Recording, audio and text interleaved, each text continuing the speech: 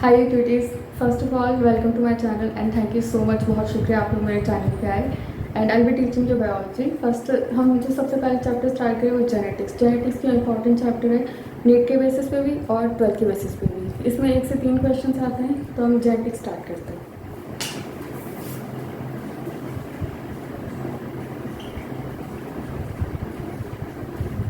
हाँ जी, जेनेटिक्स में हम सबसे पहले इसकी डेफिनेशन पढ़ेंगे, लिख लेते हैं।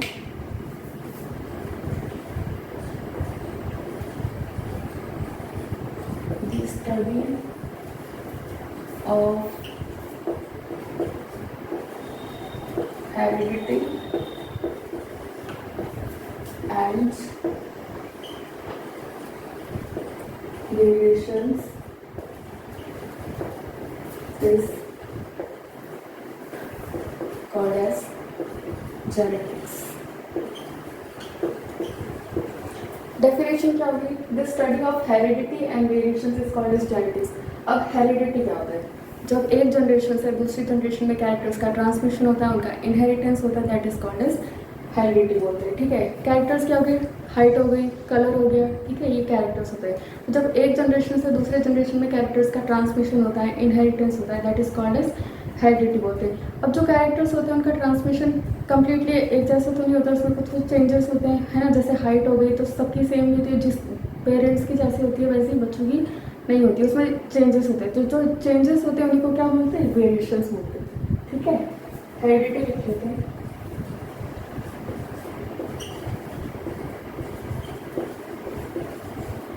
हेरिडिटी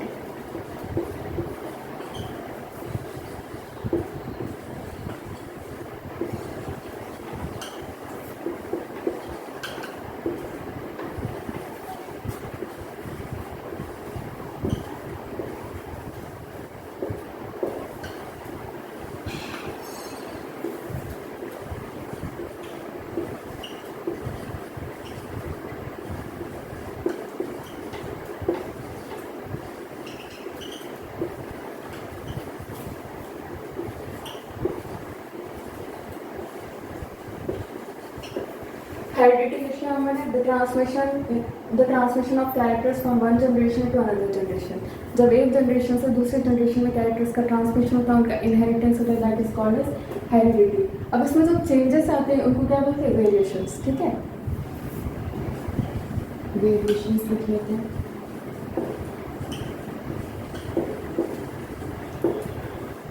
वेरिएशंस कहते हैं the changes arising during the transmission of characters is called as variations. उसको हम क्या बोलते हैं? वेरिएशंस बोलते हैं।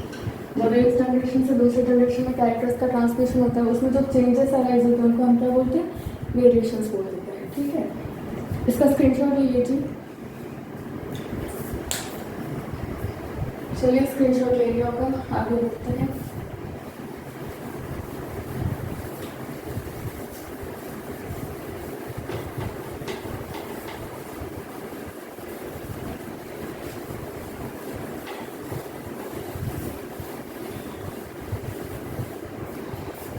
हमने अभी वेरिएशंस देखा। वेरिएशंस क्या होते हैं? जो चेंजेस अराइज होते हैं उनको अपन ने वेरिएशंस बोला। ठीक है, अब वेरिएशंस 2 टाइप के होते हैं, एक होता है कंटिन्यूस वेरिएशंस, एक होता है डिसकंटिन्यूस वेरिएशंस। तो वेरिएशन के 2 सोर्स होते हैं। ठीक है, एक पहला source of variations, source of variations. Variations के सोर्स क्या होते हैं? 2 होते हैं, एक तो होता है कंटिन्यूस वेरिएशंस, एक होता है डिसकंटिन्यूस वेरिएशंस। होता है कंटिन्यूस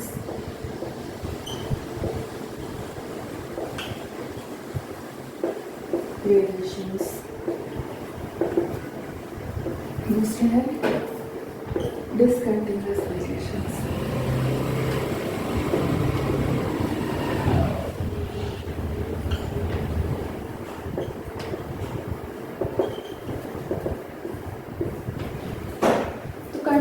वेरिएशंस क्या होते हैं? ऐसे वेरिएशंस जो हमें पता है जो हमेशा होंगे, रिपीटेडली होंगे, उनका होना तय है, ठीक है। और जो डिसकंटिन्यूस वेरिएशंस क्या है, बहुत रेयर है, होंगे नहीं होंगे हम कुछ नहीं कह सकते उसके बारे में। तो कंटिन्यूस वेरिएशंस जिनका होना तय है, इसके दो एग्जाम्पल होते हैं। एक होता है क्रॉसिंग ओवर और एक होता है रिकॉम्बिनेशन।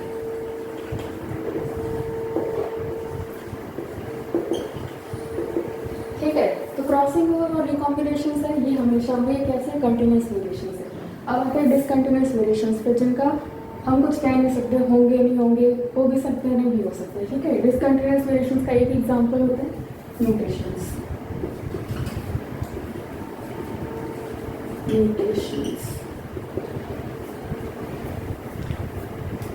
इसका स्क्रीनशॉट ले लीजिए।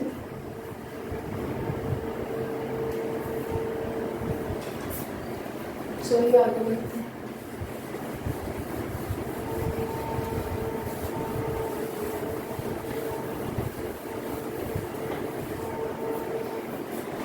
अब आपको जीन क्या होता है?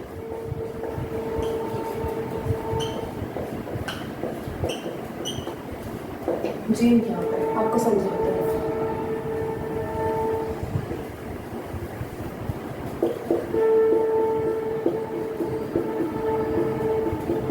ये क्या है? डीएनए का सेगमेंट है। ठीक है, ये क्या है? डीएनए का सेगमेंट है। अब डीएनए का ये वाला पार्ट, ठीक है, डीएनए का ये वाला पार्ट और डीएनए का ये तीन पार्ट ले लेते हैं हम। ये पूरा क्या है? डीएनए का सेगमेंट है, कुछ कुछ पार्ट लेंगे। तो डीएनए का वो सेगमेंट जो भी क्या बना रहा है? प्रोटीन बना रहा है। डीएनए का वो पार्ट जो भी क्या बना रहा है? प्रोटीन बना रहा है। क्या बना रहा है? प्रोटीन। ठीक है, पूरा डीएनए सेगमेंट, लेकिन उसका कुछ कुछ हिस्सा क्या बना रहा है? प्रोटीन बना रहा है। ठीक है, तो डीएनए का वो पार्ट जो कि प्रोटीन बना रहा है, क्या बना रहा है? प्रोटीन। उसको हम क्या बोलते हैं? जीन। इस पार्ट को अपन ने क्या बोल दिया? जीन। है तो ये डीएनए का सेगमेंट, लेकिन प्रोटीन बना रहा है, उसको अपन ने बोल दिया जीन। ये भी प्रोटीन बना रहा है, इसको भी बोल दिया जीन। ये भी प्रोटीन बना रहा है, इसको भी बोल दिया जीन। तो डेफिनेशन क्या हो गई? डीएनए का वो सेगमेंट जो कि प्रोटीन बनाता है, डीएनए का वो पार्ट जो कि प्रोटीन बना रहा है, उसको अपन क्या बोलते हैं? जीन बोलते हैं उसको। ठीक है, डेफिनेशन लिख लेते हैं। This segment of DNA which codes for protein,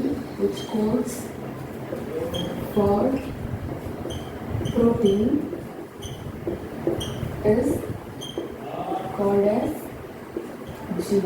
इसका अपन ने क्या बोला? जीन। तो डीएनए का ये पूरा डीएनए सेगमेंट, अब डीएनए सेगमेंट का वो पार्ट जो कि क्या बना रहा है? प्रोटीन बना रहा है, उसको अपन ने क्या बोला? जीन बोला। ठीक है, एक और बात। ठीक है, अब ये पूरा डीएनए सेगमेंट है, लेकिन इसका कुछ कुछ हिस्सा क्या बना रहा है? प्रोटीन बना रहा है। तो एवरी जीन क्या है? हर एक जीन क्या है? डीएनए का सेगमेंट है, लेकिन पूरा जो डीएनए सेगमेंट है वो तो जीन नहीं है। ठीक है, लिख लेते हैं। Every gene is a DNA segment.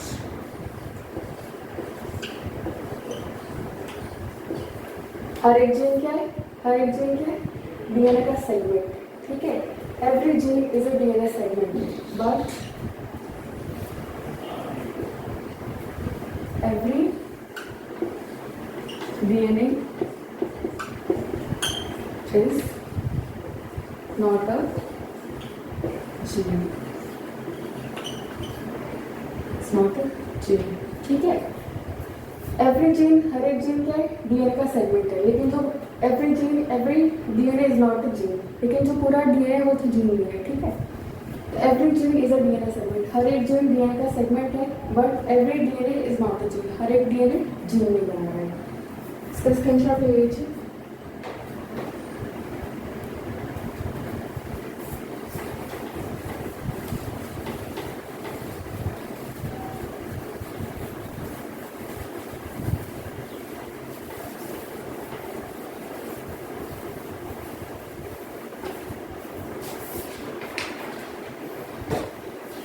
अब आते हैं अलेज क्या होते हैं। अलेज क्या होते हैं, एक जीन है, जीन के जो दो अलग अलग फॉर्म्स होते हैं उसको हम अलेज बोलते हैं। समझाते हैं आपको।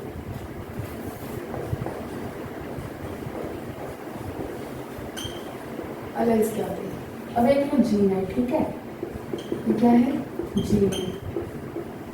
अब इसके दो हिस्से हैं, दो पार्ट्स है, एक है कैपिटल टी, एक है स्मॉल टी।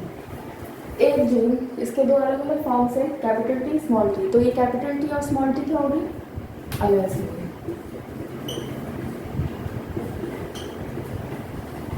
क्या होगी, अलेज होगी। जब एक जीन के दो अलग अलग फॉर्म्स होते हैं, डिफरेंट फॉर्म्स होते हैं, उनको क्या बोलते हैं, अलेज बोलते हैं। डेफिनेशन लिख लेते हैं।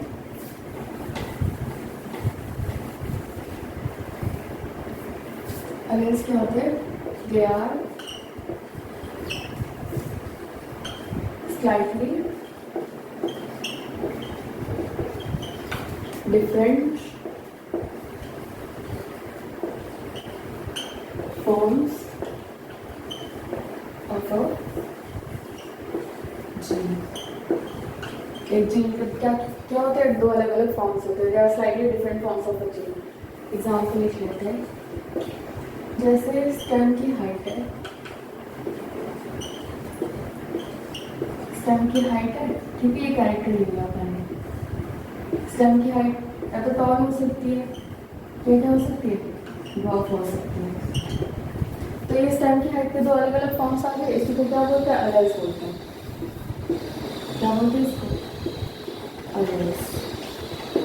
एक जीन के दो अलग अलग फॉर्म्स को बोलते हैं अलेज। स्क्रीनशॉट ले लीजिए।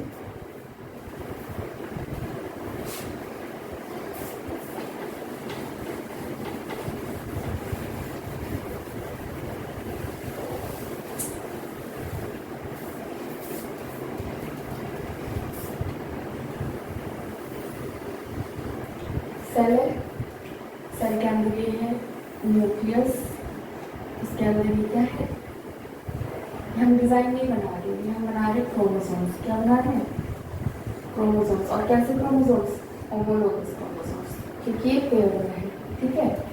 ये तो एक सेल है, सॉरी ये सेल है, ये क्या है, इसके अंदर न्यूक्लियस, और न्यूक्लियस के अंदर क्या है, होमोलोगस क्रोमोसोम्स। इनको एक पेयर में है, इनको क्या बोलेंगे, होमोलोगस, होमोलोगस क्रोमोसोम्स।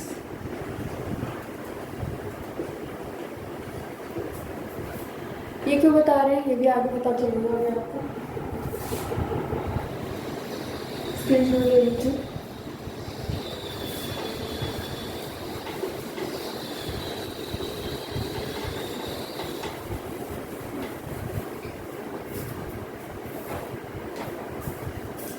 अब आते हैं होमोजाइगस या प्योर कंडीशंस क्या होती है। क्या होता है, होमोजाइगस या फिर pure conditions.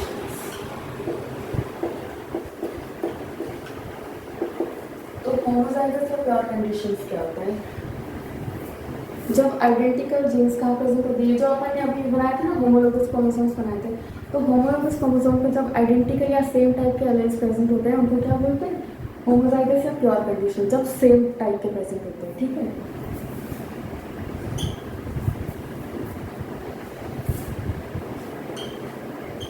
Identical alleles present on homologous chromosomes। जब होमोलोगस क्रोमोसोम्स पे आइडेंटिकल या सेम टाइप के एलाइंस प्रेजेंट होते हैं, उसको हम क्या बोलते हैं, होमोजाइगस या प्योर कंडीशंस बोलते हैं, ठीक है। जैसे बताते हैं आपको,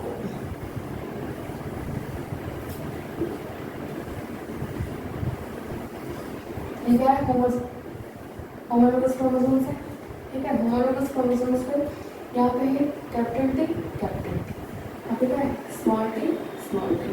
तो ये एक होमोलोगस क्रोमोसोम पे same capital t same type के एलाइंस प्रेजेंट है, होमोलोगस क्रोमोसोम पे सेम टाइप के स्मॉल टी एलाइंस प्रेजेंट है, ठीक है। तो identical alleles present on homologous chromosome, homologous chromosomes पे क्या आइडेंटिकल एलाइंस प्रेजेंट है। अब दूसरा आता है हेटेरोजाइगस कंडीशंस, ठीक है, इसका स्क्रीनशॉट ले लीजिए।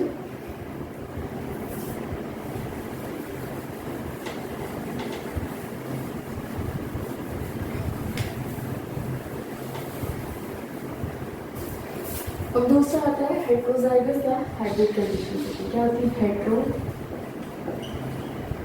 हेटेरोजाइगस या फिर हाइब्रिड कंडीशन होती है। आई होप आपको मेरी स्पेलिंग समझ आती हो, अनइंटेंड एविडेंस हो। तो हेटेरोजाइगस या हाइब्रिड कंडीशंस में क्या होता है, जब होमोलोगस क्रोमोसोम्स पर डिफरेंट एलेल्स प्रेजेंट होते हैं, ठीक है, होमोलोगस क्रोमोसोम्स पर डिफरेंट एलेल्स प्रेजेंट होते हैं।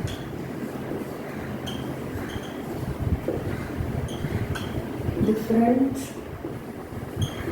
Alleles present on homologous chromosomes. कैसे बताते हैं आपको, यहाँ हमने बताया होमोलोगस क्रोमोसोम्स, ठीक है, होमोलोगस क्रोमोसोम पे जब different alleles capital t small t capital r small t, ठीक है, तो होमोलोगस क्रोमोसोम पे जब डिफरेंट एलेल्स प्रेजेंट है, होमोलोगस क्रोमोसोम पे डिफरेंट एलेल, यहाँ पे capital t small t capital r small r है, ठीक है, तो होमोलोगस क्रोमोसोम पे different alleles that is heterozygous या हाइब्रिड कंडीशंस होती है। इसको स्क्रीनशॉट ले लीजिए।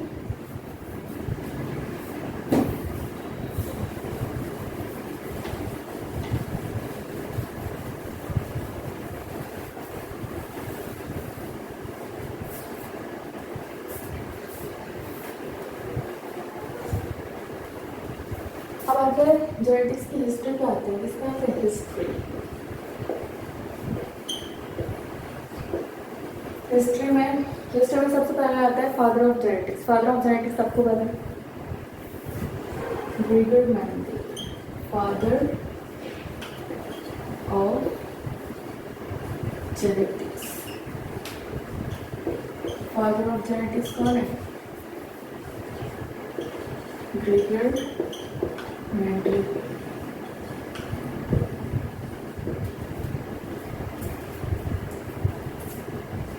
Second is father of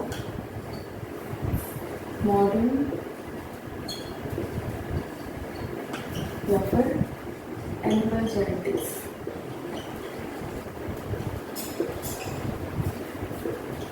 father of modern या एनिमल जेनेटिक्स किसको बोलते हैं? बैटसन को। किसको बोलते हैं? बैटसन को। थर्ड आता है father of experimental genetics. Experimental genetics. Father of experimental genetics किसको बोलता है? T.H. मॉर्गन साहब को बोलते हैं। किसको बोलते हैं? T.H. Morgan. Father of genetics Gregor Mendel. Father of modern animal genetics Bateson. Father of experimental genetics T.H. Morgan. ठीक है, इसका स्क्रीनशॉट ले लीजिए।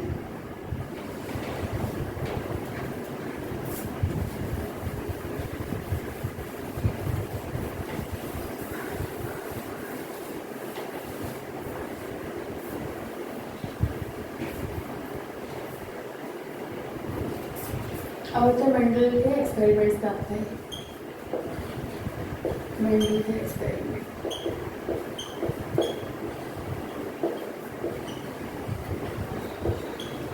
मेंडल के एक्सपेरिमेंट का ईयर इंपॉर्टेंट है, ईयर नीट में पूछते हैं।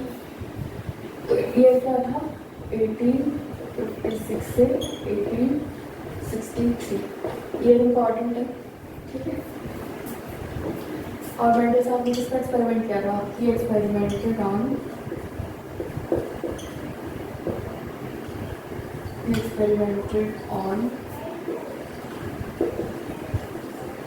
गार्डन। जिस पे मटर पे किया था, गार्डन पे, जिसका साइंटिफिक नाम भी पूछते हैं, पाइसम सटाइवम।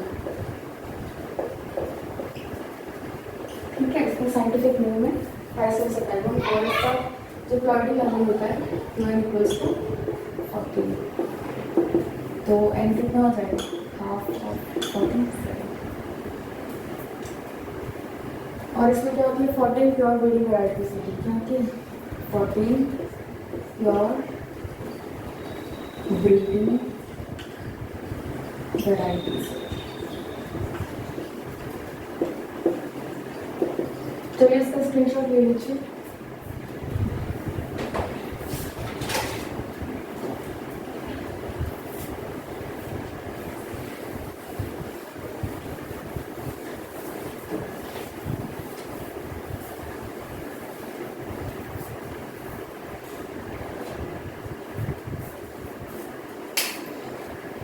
कुछ पॉइंट्स अच्छे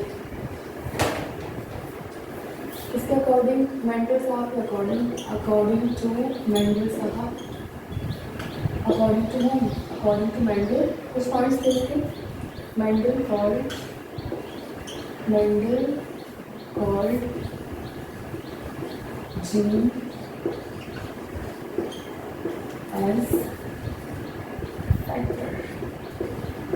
तो मेंडल साहब ने जीन को क्या बोला फैक्टर। जो जीन टर्म अपन ने यूज किया था उसको क्या बोला फैक्टर के नाम से बोला, ठीक है। और जो जीन टर्म मैंने किसने दिया था जीन टर्म किसने दिया था जॉहानसन ने दिया था। कब दिया था 1909, ठीक है। और मेंडल साहब ने क्या बोला जो जीन या फैक्टर है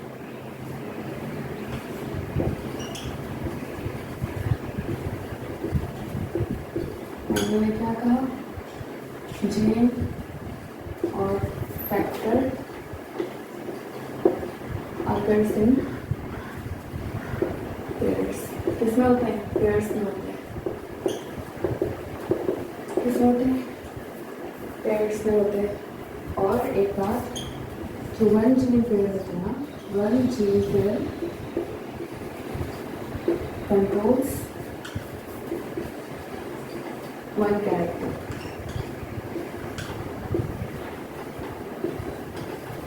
एक जीन पेयर एक कैरेक्टर को कंट्रोल करता है, ठीक है। इसका स्क्रीनशॉट ले लीजिए।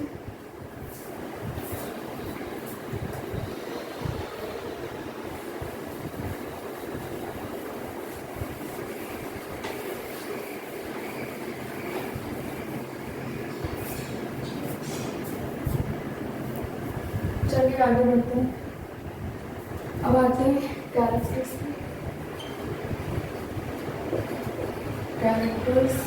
उनके dominant traits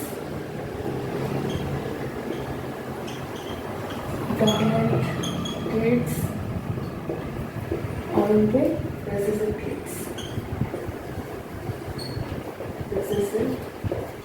traits. I hope मेरी हैंडराइटिंग और स्पेलिंग दोनों स्पेलिंग तो सीधी हैंडराइटिंग समझ आ जाए।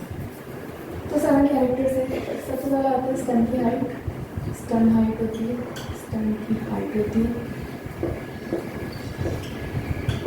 स्टन की हाइट डोमिनेंट में टॉल रेसिसिव में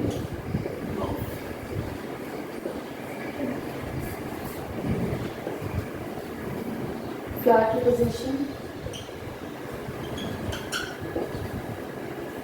की पोजीशन यहाँ पे होते हैं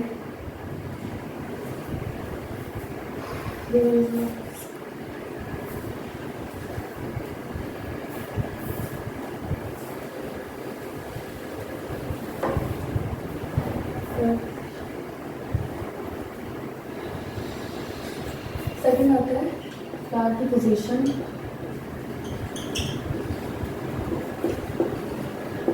सेकंड आता है फ्लावर की पोजीशन। यहाँ पे होती है एक्सियल, यहाँ पे टर्मिनल।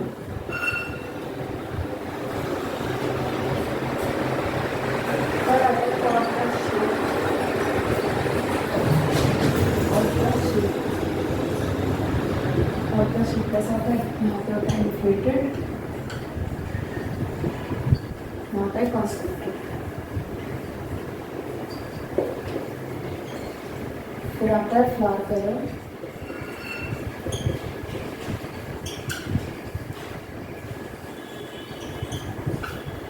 आता है वॉलेट, यहाँ पे वाइट,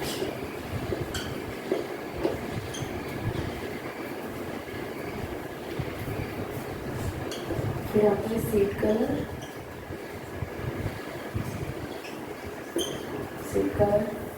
येलो, यहाँ पे ग्रीन, फिर आता है ऑड का कलर ग्रीन एंड येलो। उसके बाद आता है सीड का शेप, क्या आता है सीड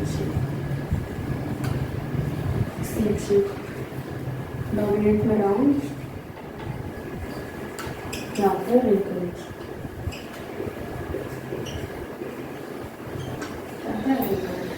चलिए इसका स्क्रीनशॉट ले लीजिए।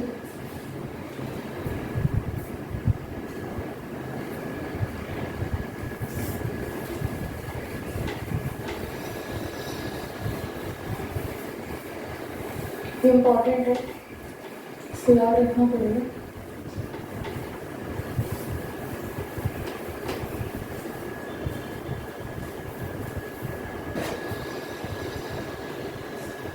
अब आता है इनहेरिटेंस ऑफ वन जीन। अब क्या आता है इनहेरिटेंस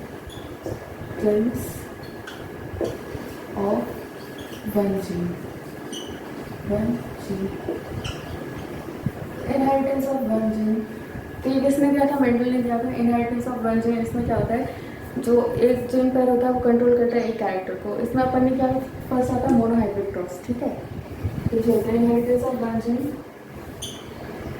Mendel employed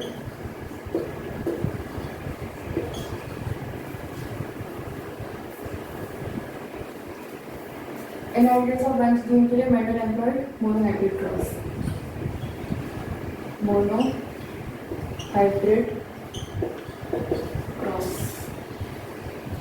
और मोनोहाइब्रिड क्रॉस में जो कैरेक्टर लिया था वो क्या रही थी? स्टेम की हाइट ली थी। स्टेम की हाइट टॉलर था,